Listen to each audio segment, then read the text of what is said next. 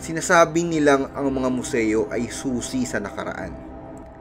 Isang istrukturang naglalaman ng daan-daang mga kagamitang naging saksi ng ating kasaysayan at minsay bumubuo ng ating kultura.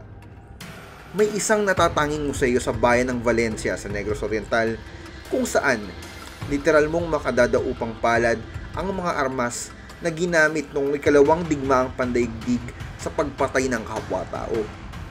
Sa ikalawang bahagi ng ating Negros Oriental vlog, ating pasyalan ang Kataal World War II Museum. Ang museyong ito na binuksan sa Madla noong 1986 ay nabuo sa pagkokolekta ng mag-amang sila Porferio at Felix Constantino Kataal. Sa ngayon, si Sir Felix na lang ang nagme-maintain ng museum at nabutan namin siyang nagkikwento at nagbibigay konteksto sa halos 400 bagay sa loob ng kanilang museo. Naikwento niya, noong siya'y 5 taong gulang pa lamang, nakita na siya ng basyon ng bala sa kanal habang siya'y naghahanap ng mga marbles o holen.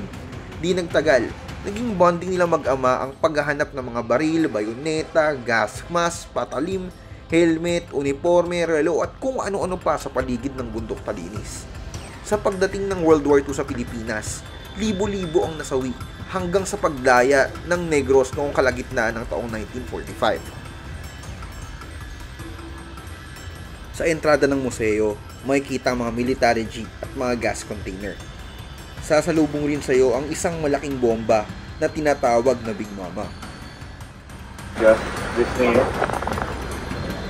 nothing can be found of your body, you just turn into dust. Oh. Going to 3 kilometers that way, 3 kilometers that way, and 3 kilometers that way with a circumference of 6 kilometers. These bombs were the same bombs that defeated the Japanese. These were the ones used in the battle for Midway, where Japan lost 4 aircraft carriers, including the complement of about 248 aircraft that was lost in just 1 day. Naroon rin ang litrato ng kanyang kaanak na nagtanggol sa Bataan at namatay matapos ang Death March. Makikita rin dito ang ilan pang mga memorabilia, mga sulat, mga propaganda leaflets na nagbibigay sa iyo ng sense of history in the flesh, ika nga. Walang binura, walang peke at mapaisip ka kung anong naging epekto ng digmaan sa mga Negrense noong panahong iyon. Patuloy naming narinig sa kanya ang iba't iba pang mga kwento tungkol sa mga sandata, mga kamera at perlas. Pinakita niya rin sa amin ang kaniyang Rolleiflex at Elmoflex cameras. Ano yung strap? May strap. May strap na nakasabit sa lid. Pangarap ko yung Rolleiflex dito. Ito nasa kabila. Patuloy naming inikot ang museo while also listening to his dad jokes and even more gruesome and historical facts and anecdotes.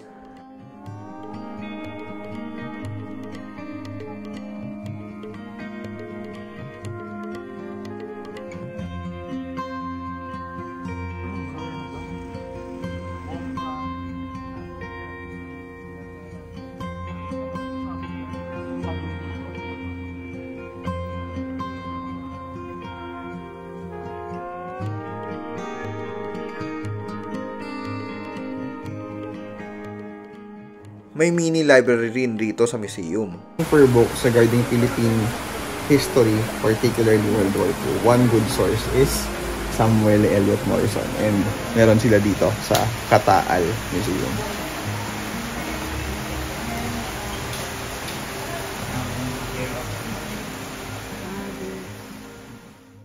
Habang tumatagal, may ilan sa aming lumabas na ng museo dahil iba na raw ang kanilang pakiramdam na tila nagtataasan ng kanilang balahibo o may napapansin silang kakaibang enerhiya, isang mabigat na enerhiya. Dito na namin nalaman ang sikretong tinatago ng museong ito. Sa kanilang paghuhukay, pangungulekta at paghahanap sa loob ng ilang dekada, nadiskubre nila ang labi ng mahigit 30 sundalong Hapon na kanila na ring pinadala pabalik ng Japan. Ngunit may iilan pa palang natitira rito.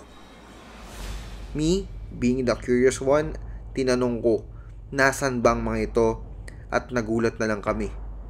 na ang lugar kung saan pala naramdaman ng aming mga kasama ang mabigat na enerhiya ay ang siyang lokasyon na nagsisidlan ng mga labi ng 7 sundalong Hapon. 1, 2, 3, 4, 5, 6, 7. And lapit kayo dito.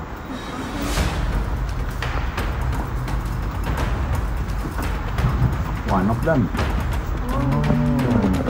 Basag yung ulo. Binumba sila, minamachine gun. Mas malaki pa ito kaysa akin. Yun na lang po yung nadadyo na rin. Dito pa lang. Opo yan, no? Pa ito kaysa akin, no? Mas matangkad pa. Malaki ang panga. Wala pang laman yan. And he died young. Wala pang sira yung ngipin niya. Tinamaan lang ito lang bala dito. Tanggal yung Dog tags. I was just transferring what is written onto their dog tags. But their uniform was already decayed, that I was just picking up their buttons. And all of their things. Simula ng taong 2000, di na kinukuha ng pamahalaan ng Japan ang labi ng mga sundalong naiwan ng digmaan. Sa aming pagtingin sa mga labing ito, pati na rin ng mga kagamitang ginamit sa digmaan sa aming paligid, mapapaisip ka rin kung ano ang mga saloobin ng mga nagtanggol sa ating bayan sa kanilang mga huling sandali. Kaya tiyayaman rin lang na bibigyan pa ng pagkakataong bumoto ng mga kandidatong gagabay sa ating bayan para sa susunod na 3 taon, naway alalahanin natin ang sakripisyo ng ating mga ninunong nagbuwis ng buhay at pawis para sa ating kalayaan. Ito si Wald Santos. Kasama nyo sa biyahe ng buhay. Abangan ang susunod na kabanata sa ating pamamasyal sa Negros Oriental.